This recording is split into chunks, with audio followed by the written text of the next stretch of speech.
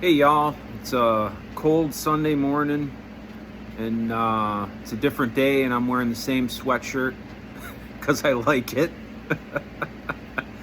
Anyways, I wanted to kind of make this short video and I gotta try to keep these short because like I'll get talking and before I know it like 20-30 minutes goes by, and I know that's probably like not really a good thing to do when you're just getting started, is make these giant long videos because no one's gonna sit through the whole thing. So I'm gonna try to like make these like break these up into some shorter videos and stuff like that. But this is a little continuation of the last video about like is it worth it to get into the machinist trade. This time I'm gonna kind of talk a little bit more about like what does it take to like get like become a high-level CNC machinist, programmer, and like my discipline is tool making. So like, what does it take to get there? And like, so I guess probably the first topic would be like, do you got to go to school? Like, what do you need? What do you actually need to learn before you actually start working on the job at a place? I'm just I got a fire going out here in my wood stove. I'm tending to that a little bit while we're talking here. So anyways, do you have to go to school? So I would say yes and no. Like if you know ahead of time that like, or you decide that, let's say you decide, okay, yeah, I want to get into this trade. I would say it would be worth it to probably go like to some kind of a tech school or your local community college. A lot of them have some kind of like precision machining or tool and die program there that you can go and take. And they basically, it might be a year and a half thing or something like that. I would probably recommend to do that if you know that this is the path you want to take, you want to get in, because that's going to give you a little bit of a crash course and get you at least prepared for entering into the workforce. But I also say that you don't necessarily have to do that either. I think you can get a job at a place, like that's how I started. Like I didn't know I was even going to do any of this stuff, and all of it kind of happened as I was going along. And so I didn't go to tech school. I took some night classes, learned the basics like print reading and math and things like that. GD&T, I've taken a few of those kind of courses. Maybe some general CNC programming, very basic CNC programming classes at night. But I never went to a full tech school. I didn't go to college for this and get like an associate's degree in machining or any of that. So I don't think you necessarily have to. And at this point in my career, I've been doing it for so long. You know, yeah, could I go back and like get a degree in it and stuff like that? And it would, you know, but is it going to help me make more money? Probably not. It would just look good on the wall and it would be an accomplishment.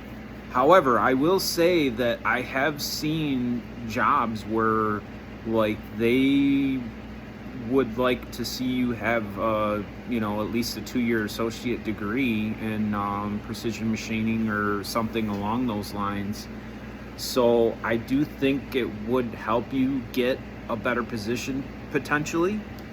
Does it make you, is it going to help you do the work any better? Nah, probably not really.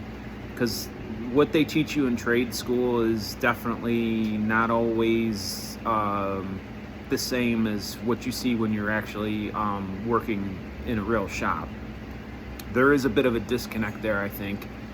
From my experience, I've seen a lot of guys come out of these school and they're just completely unprepared and have no idea. Like a lot of them spend way too much time on, you know, basic manual machining stuff, which I don't really disagree that like you should start out learning manual machining and then work your way up to CNC, but I do think they tend to spend an awful lot more time on that, and that's not the reality of what you're going to see when you work at a general, let's say like a general CNC machine shop, you know, that kind of thing.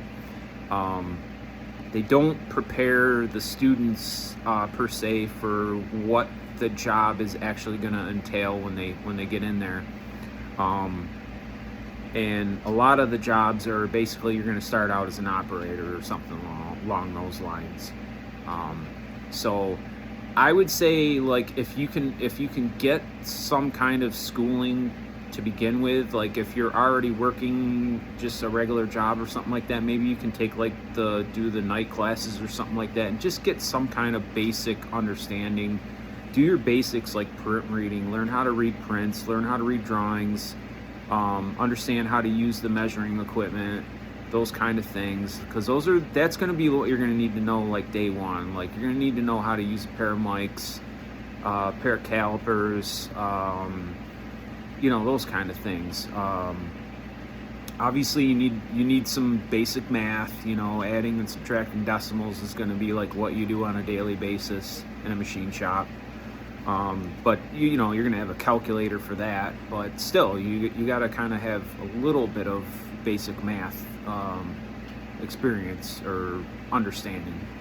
So anyways, I think I'm gonna leave this there, but if you guys, if anyone out there is wants to add anything to this, or you know, put some stuff in the comments if anybody you know, if anybody's interested or anything like that, throw some stuff in the comments and let me know if like this topic is of interest to anybody. I guess part of this too is like my goal for this whole experience, this whole channel and stuff like that is like, I think I'm 50 now and I'm kind of entering the twilight of my career, and I'm like trying to think of what I want to do when I get, you know, to kind of phase out, and I would like to kind of help and maybe train the younger generation, and like maybe try to pass on my experience like in a little different way, maybe something a little more, because I'm sort of in between the boomer generation and the younger generation, so I think like I've got a perspective of both.